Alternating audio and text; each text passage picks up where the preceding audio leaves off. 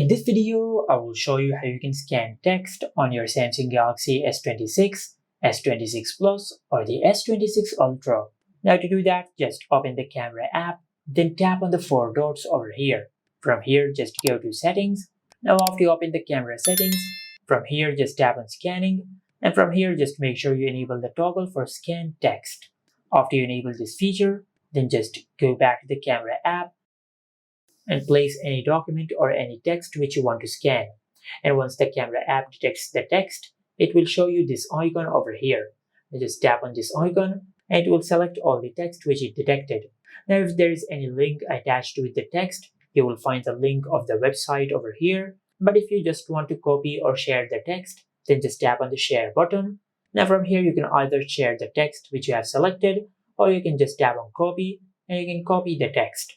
From here, you can go to your home screen and you can open any other app. For example, I'll open the Notes app. And from here, you can paste the text which we have copied. Just like that.